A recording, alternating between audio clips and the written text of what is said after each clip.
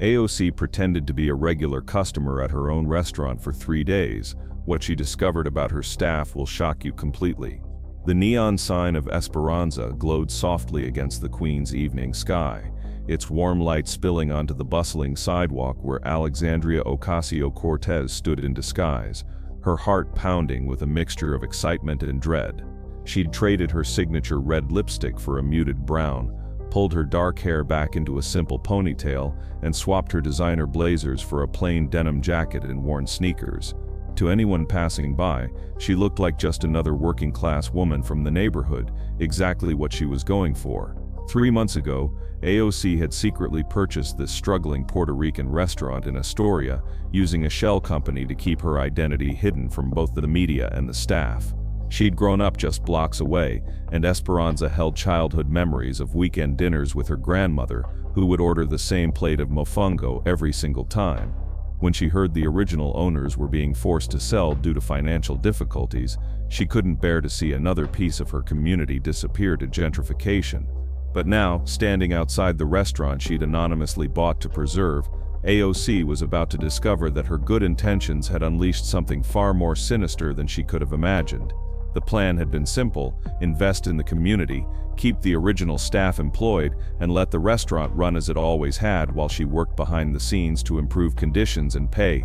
She'd instructed her business manager to tell the staff only that they had a new owner who wanted to remain anonymous, someone who believed in their mission and would provide the resources they needed to thrive. But AOC had no idea what she was about to uncover.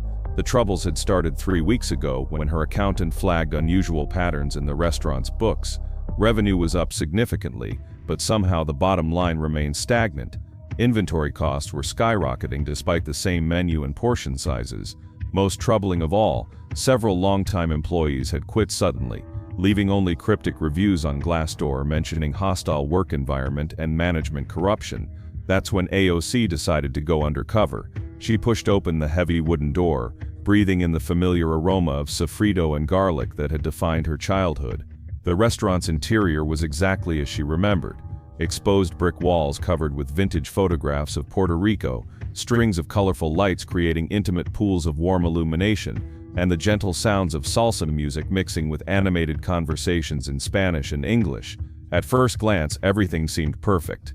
But as AOC approached the hostess stand, her trained eye began picking up details that made her stomach clench with worry. "Welcome to Esperanza," said the hostess, a young woman with bleached blonde hair and acrylic nails that clicked against the reservation book. Her name tag read Jessica, but AOC didn't recognize her from her previous visits to check on the restaurant. "Do you have a reservation?"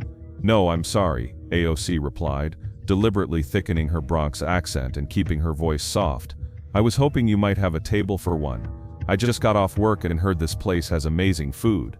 Jessica's warm smile immediately cooled, her eyes scanning AOC's casual outfit with obvious disdain. We're pretty busy tonight. How long were you planning to stay?" The question caught AOC off guard. In all her years of dining out, no hostess had ever asked her how long she planned to occupy a table before seating her. Just long enough to have dinner?" "Right." Jessica's tone was clipped now, bordering on rude. "Well, I can put you at the bar, or there's a small table in the back corner. But I need to let you know that we have a 1-hour dining limit for single diners during peak hours." AOC felt her jaw tighten but forced herself to stay in character. "The corner table is fine, thank you." As Jessica led her through the dining room, AOC's investigative instincts kicked into high gear.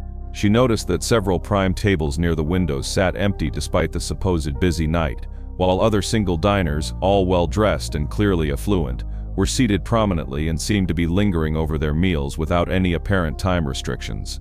What happened on day one would be just the beginning of what AOC discovered. The corner table was cramped and poorly lit, situated next to the kitchen doors where the constant swing of servers created a draft and the clatter of dishes made conversation nearly impossible.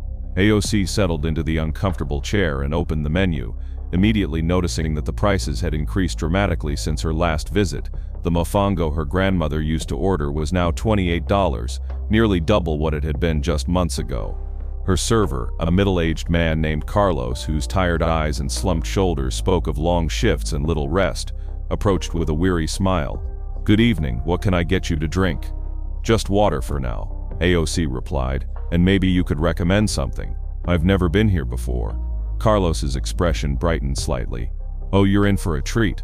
The mofongo is our signature dish. It's my grandmother's recipe. The pernil is also excellent, slow roasted for 8 hours." But before AOC could respond, Jessica appeared at Carlos's shoulder, her voice sharp and aggressive. "Carlos, table 6 needs their wine refilled, and the couple at table 12 is ready to order dessert. This is a one-top, keep it moving." The dismissive term one-top, restaurant slang for a single diner, was delivered with such obvious contempt that AOC felt heat rise in her cheeks. But what happened next made her blood boil. "Actually," Jessica continued, lowering her voice but not quite enough to prevent AOC from hearing, "she looks like she can't afford much anyway. Push the lunch portions, keep the check small, and turn the table fast." Carlos's face flushed with embarrassment, but he nodded obediently. When Jessica walked away, he turned back to AOC with an apologetic expression. "I'm sorry about that." AOC spent the next hour observing the restaurant's operation with the analytical eye that had served her well in Congress. What she saw was a systematic pattern of discrimination that made her stomach turn. Customers who appeared wealthy or well-connected received immediate attention, prime seating, and endless refills.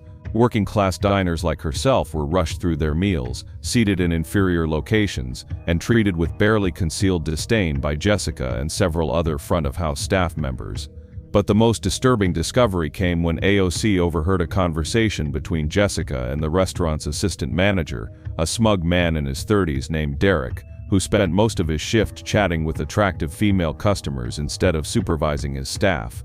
"The new owner is some bleeding heart liberal who wants to preserve authenticity," Derek was saying, using air quotes and rolling his eyes. "Perfect cover for us to upgrade the clientele. We push out the riffraff, raise prices, and pocket the difference. As long as the books look good, the owner stays happy and we stay rich." AOC nearly choked on her water. They were deliberately gentrifying her own restaurant, using her money to push out the very community members she'd bought the place to serve. But what she discovered on day 2 changed everything. AOC returned the next evening, this time dressed even more modestly in a thrift store blouse and carrying a worn purse she'd borrowed from one of her staff members. She'd spent the day researching the restaurant's financial records and making discreet inquiries with former employees, and what she'd learned had kept her awake all night. 3 of the restaurant's most experienced servers, all Puerto Rican women who had worked at Esperanza for over a decade, had been systematically pushed out through schedule cuts and hostile treatment. They'd been replaced by younger, less experienced staff who happened to fit Derek and Jessica's vision of a more upscale image. Tonight, AOC was seated at an even worse table, practically hidden behind a support column, and her server was a nervous teenage girl named Maria who was clearly new to the job. "I'm sorry," Maria whispered as she approached, glancing around nervously, "but I have to tell you about our spending minimum. If your check isn't at least $35, there's an automatic 25% service charge." AOC's eyes widened.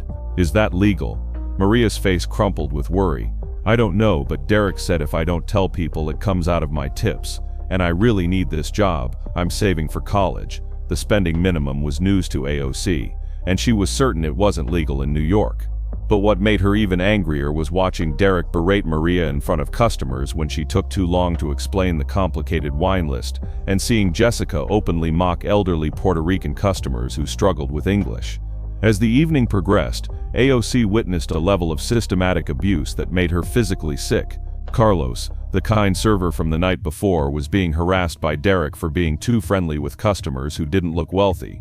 A busser named Luis was forced to work without breaks and threatened with termination when he asked for a glass of water during his 8-hour shift.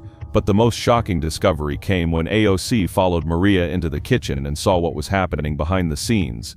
The head chef, a talented woman named Rosa who had trained under the restaurant's original owner, was being systematically undermined by Derek's decisions. Fresh ingredients were being replaced with cheaper substitutes, portion sizes were being cut while prices increased, and Rosa's traditional recipes were being altered to appeal to what Derek called mainstream palates. "They're destroying everything this place stood for," Rosa confided to AOC when she thought no one was listening. "The new owner probably has no idea what these people are doing to their investment. If only she knew," AOC thought grimly. But the most devastating revelation came when AOC overheard Derek on a phone call in the office, bragging to someone about their scheme. "The anonymous owner is some politician who bought this place for the optics," Derek laughed. "Probably thinks they're helping the community. Meanwhile, we're turning it into a gold mine. By the time they figure out what's happening, we'll have made enough to disappear." AOC felt her hands tremble with rage. Not only were they stealing from her, they were destroying the livelihoods of hardworking people and betraying the trust of an entire community. But the most shocking discovery was yet to come. On day 3, AOC arrived early for what she planned to be her final undercover visit before revealing her identity and cleaning house. But as she waited outside the restaurant before opening time, she witnessed something that would change everything she thought she knew about the situation. Derek arrived in a brand new BMW, talking loudly on his phone about closing costs and real estate investments. But it wasn't his expensive car that caught AOC's attention. It was the conversation she overheard when he stopped directly in front of her to take another call. "Yeah, the restaurant's almost ready for phase 2, Derek said, not bothering to lower his voice. "We've pushed out most of the original customers and staff, raised prices enough to change the demographic. Now we just need to tank the reviews, claim the neighborhood's going downhill, and make our offer to buy it from the bleeding heart owner for half what they paid." AOC's blood ran cold. This wasn't just about skimming money or discriminating against customers. Derek and his accomplices were running a sophisticated con game designed to steal her restaurant entirely. "The beauty is," Derek continued, "we'll buy it through a shell company, then discover all the problems we created and miraculously fix them. Instant credibility as neighborhood heroes, plus we own a prime piece of real estate for pennies on the dollar." As Derek ended his call and headed into the restaurant, AOC pulled out her phone and called her lawyer. It was time to end this charade, but first, she wanted to gather one final piece of evidence that would ensure Derek and his co-conspirators faced serious consequences. That evening, AOC entered Esperanza for the last time as an undercover customer. She'd coordinated with her lawyer to have private investigators positioned throughout the restaurant, and she was wearing a hidden camera that would capture everything that happened next. Jessica, true to form, tried to seat AOC at the worst table in the house, but this time AOC politely insisted on something better. "I'm celebrating a promotion at work," she said with a smile. "Could I possibly get a table with a view?" Jessica's face twisted with annoyance. "Look, lady, this isn't McDonald's. You can't just demand whatever you want because you're having a good day. Take the table I'm offering or leave." The hidden camera captured every word of Jessica's hostile response, but AOC wasn't done yet. When Derek approached the table to personally inform her about the spending minimum and various other made-up fees, AOC listened patiently before asking a simple question. "Who exactly is the owner of this restaurant? I'd like to speak with them about these policies." Derek's smirk was pure arrogance. "The owner is some clueless politician who bought this place as a publicity stunt. Trust me, they have no idea how to run a real business. That's why they need people like me to make the tough decisions." "Interesting," AOC replied calmly. "And what would happen if this politician found out about your tough decisions?" "They'd probably thank me for turning their charity case into a profitable business," Derek laughed. "Politicians only care about optics. As long as the money keeps coming in, they're happy to let the professionals handle the details." That's when AOC decided it was time to reveal her identity. She stood up slowly, her posture straightening as she shed the nervous demeanor she'd maintained for 3 days. When she spoke, her voice carried the unmistakable authority that had made her one of the most recognizable figures in American politics. "Derek, I need to correct you on something. The owner of this restaurant isn't some clueless politician who doesn't understand business. The owner is Alexandria Ocasio-Cortez, member of Congress representing New York's 14th District, and I understand exactly what you've been doing to my restaurant and my community." The silence that followed was deafening. Derek's face went white. Jessica dropped the menus she'd been holding, and every conversation in the restaurant gradually stopped as people realized what they were witnessing. "My name is Alexandria Ocasio-Cortez," AOC continued, her voice carrying clearly through the suddenly silent dining room. "For the past 3 days I've been documenting the systematic discrimination, wage theft and fraud that you've been perpetrating against both my customers and my employees. Every conversation, every illegal fee, every moment of harassment has been recorded." Derek tried to stammer a response, but AOC held up her hand. "Derek, you're fired. Jessica, you're fired. And Derek, since you mentioned that politicians only care about optics, let me clarify something. I care about justice. My lawyers will be in touch about the criminal charges you'll be facing for fraud, wage theft and conspiracy to steal my business." The restaurant erupted in chaos. Some customers pulled out their phones to record the confrontation. Others whispered excitedly about witnessing such an incredible moment. But AOC's attention was focused on her employees, the real victims of Derek's scheme. Carlos, Rosa, Maria, Luis, could you please join me? I think it's time we had a conversation about how this restaurant is really going to operate. What happened next would restore not just the restaurant, but the entire community's faith in what Esperanza could be. Over the next hour, as Derek and Jessica were escorted from the building by security, AOC sat with her remaining staff and learned the full extent of the damage that had been done. 3 experienced servers had been pushed out, 2 cooks had been demoted despite their skills, and the entire front-of-house operation had been restructured to prioritize wealthy customers over the working-class families the restaurant was meant to serve. But AOC also discovered something beautiful. Despite months of abuse and systematic undermining, the core staff had maintained their commitment to the restaurant's original mission. Rosa had continued preparing traditional recipes during her off hours, hoping to preserve them for when things got better. Carlos had been secretly helping elderly customers navigate the confusing new pricing structure. Maria had been using her own money to cover the illegal fees when customers couldn't afford them. You've all been protecting this place's soul while I was trying to figure out what was wrong, AOC told them, her voice thick with emotion. Now we're going to make sure it never happens again. The changes were immediate and dramatic. AOC eliminated all the illegal fees, rolled back the inflated prices to accessible levels, and implemented a profit-sharing program that would give employees a stake in the restaurant's success. She hired back the experienced staff who had been pushed out and instituted strict anti-discrimination policies for both hiring and customer service.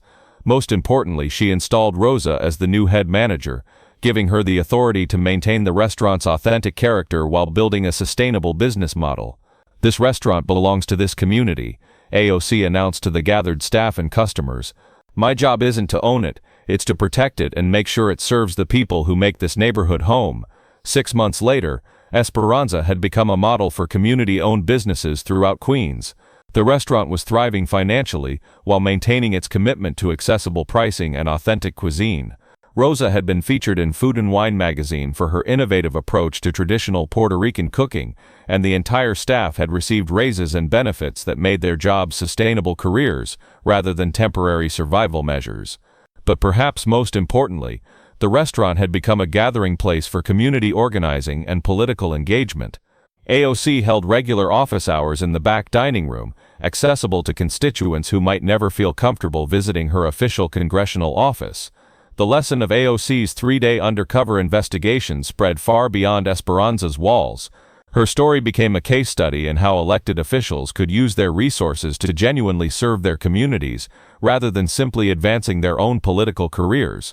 For Derek and Jessica, the consequences were severe.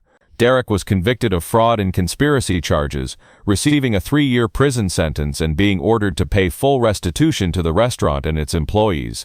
Jessica faced lesser charges but was banned from working in the hospitality industry in New York State. But the real victory wasn't in the punishment of the guilty parties, it was in the transformation of a struggling restaurant into a thriving community institution that honored both its heritage and its future. The young customer who had overheard Derek's original scheme, Maria, used the money she saved from working at the reformed Esperanza to attend CUNY, majoring in business administration with a focus on cooperative economics. She returned to work at the restaurant part-time while finishing her degree, bringing new ideas about sustainable business practices and community ownership. Congresswoman Ocasio-Cortez taught me that justice isn't just about punishing the people who do wrong, Maria said during her graduation speech. It's about building systems that make it possible for everyone to do right. AOC, sitting in the audience with Rosa and the rest of the Esperanza family, wiped away tears as she listened to Maria speak. The investigation that had started with accounting irregularities and ended with criminal convictions had ultimately become something much more powerful, proof that when people in positions of privilege use their power to lift up others rather than enrich themselves, entire communities can be transformed. The story of AOC's undercover investigation became a viral sensation, not because of the dramatic confrontation or the criminal convictions, but because it demonstrated a different model of leadership. Instead of using her wealth and influence to distance herself from her community, AOC had risked her reputation and invested her resources to preserve and protect the places and people that had shaped her. Years later, when political scientists studied the factors that had maintained AOC's popularity despite intense opposition, they would point to moments like the Esperanza investigation as examples of authentic leadership that transcended partisan politics. As for AOC herself, she kept a simple photo on her congressional office wall, a picture of the Esperanza staff gathered around a table covered with traditional Puerto Rican dishes, their faces glowing with pride and hope. It served as a daily reminder that real change happens not in the halls of power, but in the communities where people build their lives together. One meal, one conversation, one act of justice at a time. The restaurant Derek had tried to steal and destroy had become something he never could have imagined, a symbol of what was possible when people refused to accept that corruption and exploitation were simply the cost of doing business. And every time AOC walked through those doors, no longer in disguise but as herself, she was reminded that the most important investigations aren't always the ones that make headlines, but the ones that make home a little more just for everyone who lives there.